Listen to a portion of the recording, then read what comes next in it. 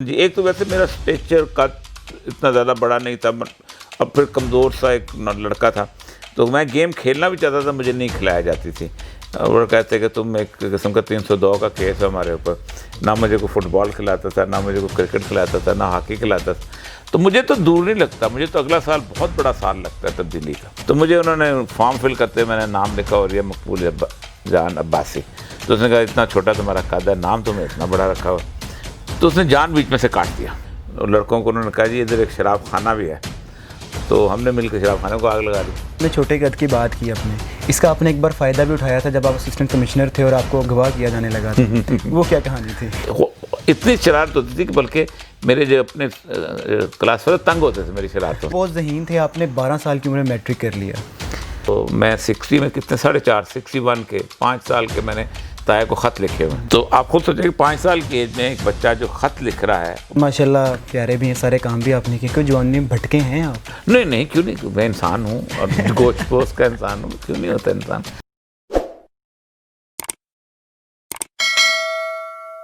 جی السلام علیکم، پاکستان ٹوڈے کے ساتھ میں ہوں آپ کا میزبان انیب ظہیر۔ ناظرین، آج ہم موجود ہیں پاکستان کے ایک معروف و مشہور صحافی جناب اوریہ مقبول جان صاحب کے ساتھ، کسی تعارف کے محتاج نہیں ہیں۔ یہ صحافی تو ہیں، جب سے ہم نے آنکھ کھولی ان کو صحافی دیکھ رہے ہیں، لیکن اس کے علاوہ یہ رائٹر بھی رہ چکے ہیں، لائر بھی رہ چکے ہیں، یہ ٹیچر بھی رہ چکے ہیں اور یہ بیوروکریٹ بھی رہ چکے ہیں۔ ان سے چلتے ہیں، بات کرتے ہیں، ان کی لائف کے بارے میں جاننے کی کوشش کرتے ہیں۔ جو ان کے کرنٹ ایشوز کے اوپر جو باتیں ہوتی ہیں وہ تو سب سنتے رہتے ہیں ان کے اپنے یوٹیوب چینل پہ، ان کے شوز کے اندر، لیکن ان کی لائف سٹوری کے بارے میں جانتے ہیں تاکہ جو ہمارے جیسے نوجوان ہیں جو اس فیلڈ میں نئے آئے ہیں ان کو بھی سیکھنے کا موقع ملے اور ہم بھی کچھ سیکھ سکیں۔ السلام علیکم سر۔ جی وعلیکم السلام ورحمۃ اللہ۔ سر بہت شکریہ، آپ نے پہلے ہمیں ٹائم دیا۔ سر پہلا تو میرا آپ سے سوال یہ ہے کہ اوریہ مقبول جان، سر یہ جان جو آپ نے اپنے نام کے ساتھ لگایا ہوا ہے؟ دیکھیں میں بیسیکلی میرا نام جو میرے والدین نے وہ رکھا تھا وہ تو اوریہ ہی رکھا تھا، ساتھ والد صاحب کا نام مقبول تھا تو اوریہ مقبول تھا۔ تو چونکہ ہم لوگ عباسی ہیں تو انہوں نے ساتھ اوریہ مقبول عباسی بھی رکھا۔ تو میری دادی جو ہیں وہ مجھے بہت پیار کرتے ہیں، مجھے اوریہ جان کہتی تھی۔ تو وہ میں نے میٹرک کا جب داخلہ جانے لگا تو اس کے اوپر کوئی اس وقت زمانے میں نام وام تو کوئی نہیں ہوتا تھا، ایک سرٹیفکیٹ ہوتا تھا کہ مقبول احمد عباسی کے گھر ایک لڑکا فلاں تاریخ کو پیدا ہوا جس کا نام بعد میں رکھا جائے گا، اس طرح کا سرٹیفکیٹ دیتے تھے جیسے پیدائشی برتھ سرٹیفکیٹ کہتے ہیں۔ تو ہوا یہ کہ وہ مجھے نام لکھانے لگا، میرا قد بہت چھوٹا تھا، بس 12 سال کی ایج میں میٹرک کا داخلہ میرا چلا گیا تھا۔ تو مجھے انہوں نے فارم فل کرتے میں نے نام لکھا اور یہ مقبول جان عباسی، تو اس نے کہا اتنا چھوٹا تمہارا قد ہے، نام تمہیں اتنا بڑا رکھا ہوا۔ تو اس نے جان بیچ میں سے کاٹ دیا، تو میرا جو آفیشیل نام بنا وہ بنا اوریہ مقبول عباسی۔ لیکن مجھے چونکہ جان اچھا لگتا تھا تو پھر میں نے کبھی جب شاعری کی یا کوئی ڈرامہ لکھا یا کوئی ویسے کوئی کالم لکھا یا کچھ، تو میں نے اپنا نام جو ہے میں پھر اوریہ مقبول جان استعمال کیا، عباسی لکھا نہیں اس کا۔ جب ہم بڑے ہو رہے ہوتے ہیں تو اپنے سامنے جو لوگ ہم دیکھتے ہیں ان کا جیسا فیس اور جیسی پرسنالٹی ہمارے سامنے ہوتی ہے ہم اسی کو دیکھتے ہیں۔ آپ کو جب سے ہم نے دیکھ رہے ہیں، آپ کو صحافت میں دیکھ رہے ہیں، آپ کا ایک مزاج ہے بہت گرم اور بہت جوشیلا انداز ہے آپ کا، یہ تو آپ کا انداز ہے۔ بچپن میں اوریہ مقبول جان کیسے تھے؟ شرارتی تھے؟ نہیں شرارتی تو میں تھا، لیکن میں کھلاڑی، میرا کھیل کی طرف کبھی توجہ نہیں رہا، شرارت تھی، اس میں لطیفات سناتا تھا، گفتگو کرتا تھا، ویسے بھی چھوٹی موٹی شرارت جو ہوتی ہے میں کمپیریٹلی بہت زیادہ بلکہ شرارت، بڑی شرارت آپ نے کی ہو؟ اتنی شرارت ہوتی تھی کہ بلکہ میرے جو اپنے کلاس والے تنگ ہوتے تھے میری شرارتوں سے کہ یہ کچھ نہ کچھ طوفان ضرور مچائے گا، کچھ چھیڑ خانی ضرور کرے گا۔ لیکن مزاج چونکہ زیادہ تر سیریس تھا، اسی لیے آپ اندازہ کریں کہ 9th 10th کے بعد ہی میں پولیٹیکل جیسے کہتے ہیں سینوں کو طرف مائل ہو گیا۔ اور آپ خود سوچیں کہ جب میں 11ویں میں گیا، فرسٹ ایئر جس کو کہتے ہیں، تو یحییٰ خان کا ایک بہت بڑا، آپ کو یاد ہوگا کہ انقلاب آیا، تو اس میں ایک، یہ تو آج کی بات ہے، ایک خاکے چھپے تھے اس زمانے میں۔ ہوا یہ تھا کہ ایک ہسٹری آف اسلام جو تھی، وہ کیمبرج ہسٹری آف اسلام، وہ کہیں کسی لائبریری میں نظر آ گئی، منگوا لی گئی۔ اس کے اندر رسول اکرم صلی اللہ علیہ وسلم کی ایک تصویر آ گئی، تو وہ تصویر جو ہے اس پہ ہنگامے شروع ہو گئے تھے، ہم بھی اس کالج میں تھے۔ تو وہ میں یاد اچھی طرح کہ واپسی پہ رستے میں لڑکوں کو انہوں نے کہا جی ادھر ایک شراب خانہ بھی ہے، تو ہم نے مل کے شراب خانے کو آگ لگا دی۔ تو وہ مطلب وہ سارا انرجی جو ہے نا وہ پولیٹیکل سارے کا سارا اسی طرف چل پڑا.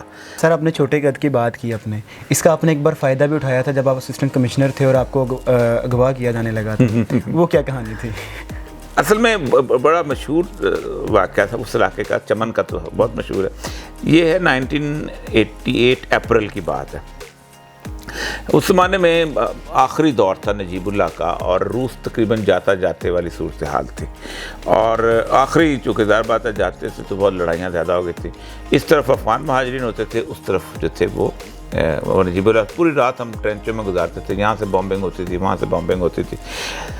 تو اس دوران اس کا جو میجر جنرل لیول کا ایک کمانڈر تھا ملیشیا کا, اسمت اللہ مسلم, وہ پہلے مجاہدین کے ساتھ یہاں تھا, وہ پھر وہاں چلا گیا تھا. تو اس نے وہاں سے جب وہ ایک دن ایسا ہوا کہ شام کے وقت کو 2-2:30 بجے کے بعد تو وہ اچانک ایک ہاتھ میں قرآن پاک پکڑا اور ایک ہاتھ میں وڈکا کی بوتل. عجیب و غریب سین تھا. اس نے کہا میں اسمت اللہ مسلم, مجھے گرفتار کرو.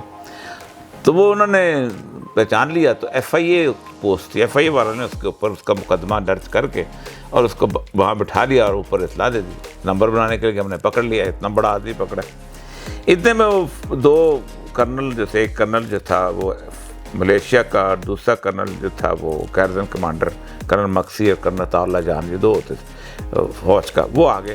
انہوں نے کہا یہ مسئلہ ہو جائے گا, اسکلیشن ہو جائے گی, یہ پتہ نہیں بھول بھال کے آ گیا, اس کو چھوڑ دو. تو وہ کہے ہم تو نہیں چھوڑ سکتے.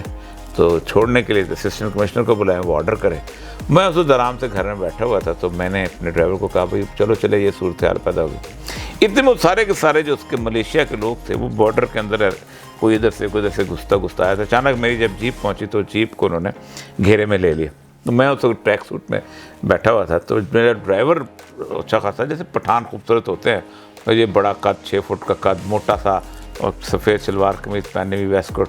تو انہوں نے مجھے ادھر سے کہا اللہ کا دیکھا, مطلب بچے تم ادھر ہو جاؤ. اور وہ ڈرائیور کو کہا اسسٹنٹ کمشنر ہے, تو اس کو اغوا کر کے لے کے ساتھ. سر آپ بہت ذہین تھے, آپ نے 12 سال کی عمر میں میٹرک کر لیا.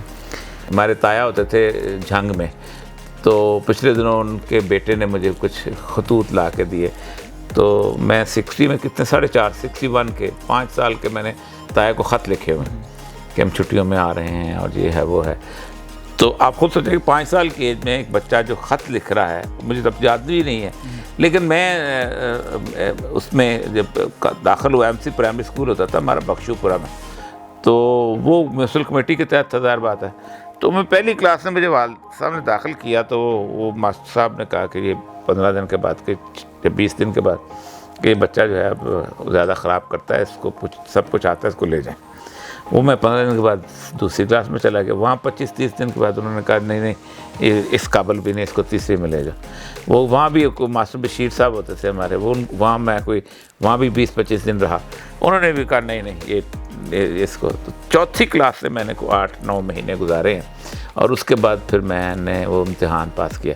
تو اسی لیے جب میں 1968 میں میٹرک میں پہنچا ہوں, کمپریہنسو ہائی اسکول تھا, بلکہ اس طرح ہوا کہ 2 دفعہ مجھے والدین کو کہا گیا کہ اس کو دوبارہ ریپیٹ کرا دیں, اس کا میٹرک کا 13 سال پورے نہیں ہوں گے. تو مجھے بڑی تکلیف ہوتی تھی کہ میں 8ویں کلاس پاس کر چکا, میں پھر دوبارہ, اور پھر 15 دن بعد مجھے والد صاحب دوبارہ داخل کرتے تھے کہ نہیں اگلی کلاس میں. تو 68 میں داخلہ نہیں جا رہا تھا, تو انہوں نے کہا اب تو آپ کو زبردستی ریپیٹ کرنی پڑے گی. تو پھر اللہ تعالیٰ کی قدرت یہ ہوئی کہ ایوب خان کے خلاف جلوس نکلنے شروع ہو گئے.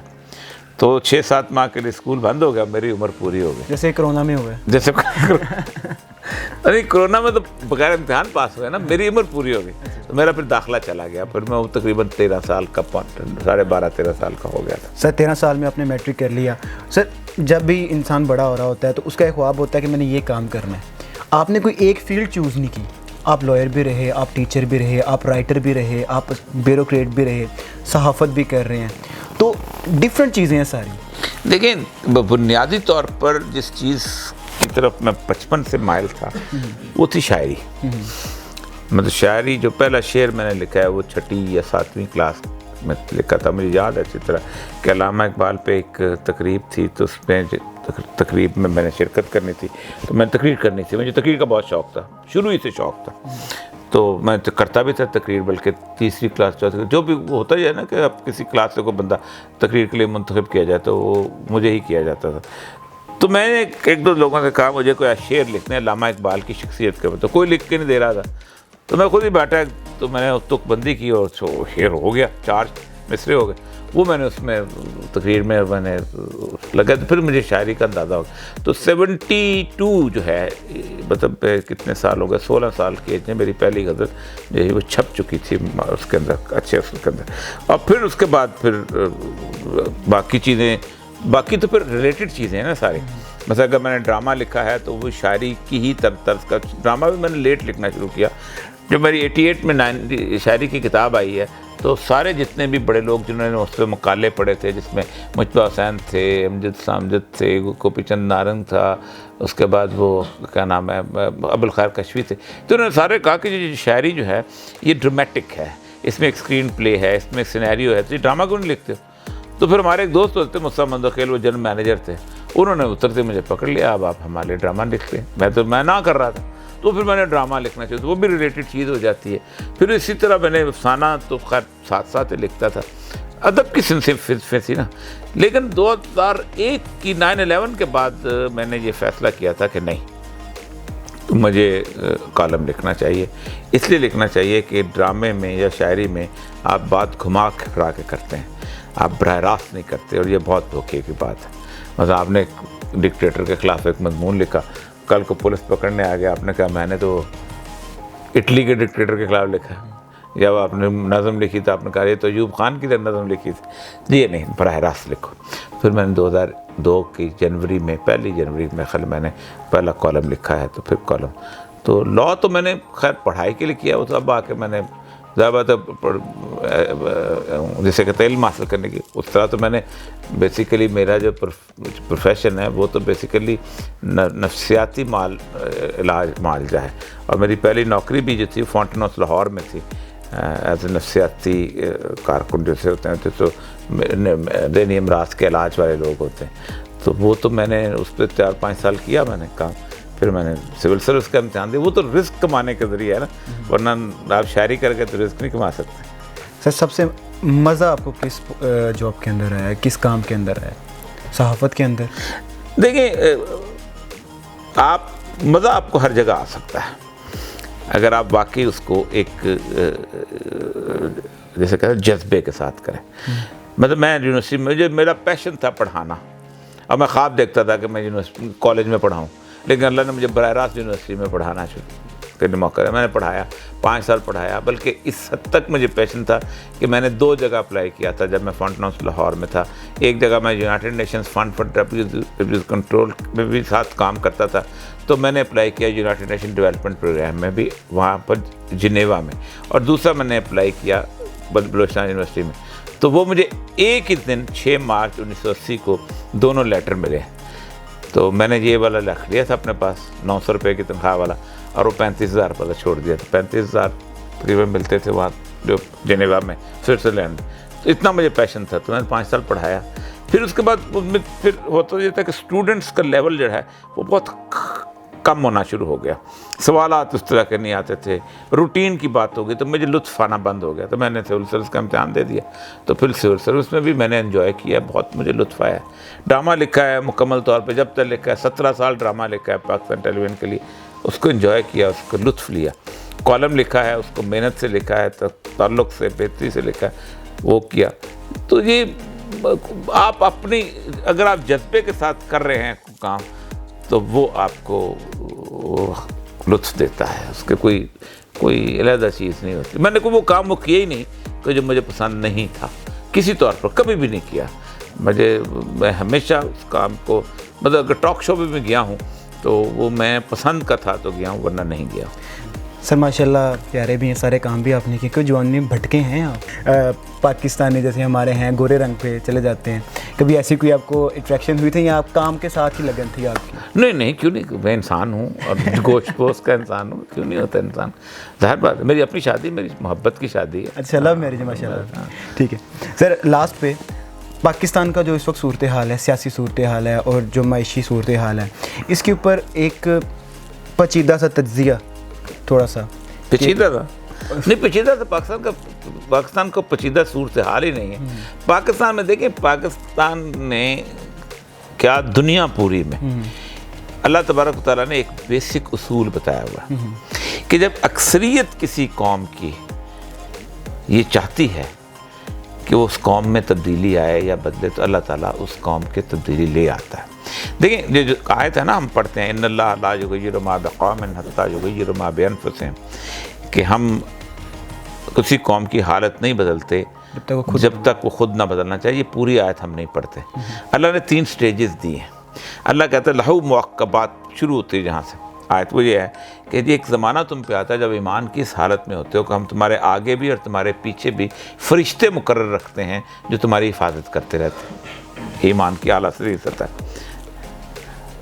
دوسری جگہ وہ آتی ہے جب اللہ کہتا ہے کہ جب تم بالکل بھٹک پٹک جاتے ہو اور آرام بیٹھے ہوتے ہو تو پھر تم اگر بدلنا چاہو خواہش تمہارے اندر پیدا ہو کیونکہ بدلتا اللہ ہے تو پھر ہم بدل دیتے ہیں. کوئی ہم اس کے اندر لیڈرشپ بھی دے دیتے ہیں, ہم تو ان کو تیل بھی نکلوا دیتے ہیں, بہت کچھ کر دیتے ہیں, ہر چیز کر دیتے ہیں کہ اگر تم یہ بھی کام نہ تو آخری اللہ کہتا ہے کہ جب پھر تم یہ بھی کرنا چاہو تو اللہ کہتا ہے کہ پھر ہم تم پہ تمہاری تباہی کا ایک فیصلہ کرتے ہیں اور دم مرنا تدبیر, پھر تمہارا کوئی دوست بھی نہیں بیٹھتا دنیا کے اندر.